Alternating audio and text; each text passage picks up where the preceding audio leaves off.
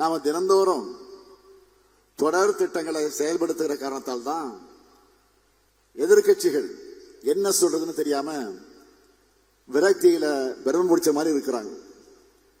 கடந்த ஆண்டு இந்த மாவட்டத்தில் நடைபெற்ற அரசு விழாவில் நான் பேசும்போது சின்னியம்பாலத்தில் பிறந்து நாட்டு விடுதலைக்காக பாடுபட்டதோட தமிழ்நாட்டில் வெண்மை புரட்சிக்கு வித்திட்ட பால் வள தந்தை திகு பரமசிவமையா அவர்களுடைய திருவுருவச்சில ஈரோடு பால் பண்ணையில் நிறுவப்படும் அறிவித்தேன். விவசாய குடும்பங்களுடைய வருவாயை உயர்த்த, பால் விநியோக முறையை நவீனப்படுத்த அர்ப்பணிப்போடு செயல்பட்டவர் அவர். தமிழ்நாடு அரசின் ஆவின் நிறுவனம், கூட்டுறவு பால் சங்கங்கள், பால் செயலாக்க கட்டமைப்புகள் எல்லாமே அவர் விதைச்ச விதையின் விளைச்சல் தான். அத்தகைய பெரும் ஆளுமைக்கு நன்றி செலுத்த சொன்னபடியே சித்தோடு பால் பண்ணை வளாகத்தில் அவருடைய திருவுருவச் சிலையை நிறுவி இருக்கிறோம்.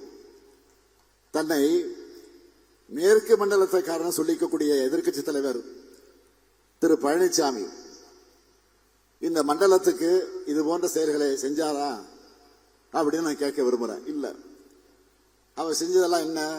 வெறும் துரோகம்தான். பச்சை துண்டை போட்டுக்கொண்டு தமிழ்நாட்டு விவசாயிகளுக்கு பழனிசாமி அவர்கள் பச்சை துரோகம் செய்தார்னு நான் சொன்னதும் அவருக்கு கோபம் பொத்துக்கிட்டு வந்துச்சு. சொல்றாரு, நான் ஒரு விவசாயி, இப்பவும் விவசாயம் செய்யறேன்னு சொல்றார் பழனிசாமி. அவர் ஒரு துரோகி, இப்பவும் தொடர்ந்து துரோகத்தை செஞ்சுட்டு இருக்காருன்னு தான் சொல்லிக்கலாமே தவிர அவரை விவசாயின்னு சொல்றது உண்மையான உழவர் பெருமக்களை அவமானப்படுத்துறது சமமாயிடும்.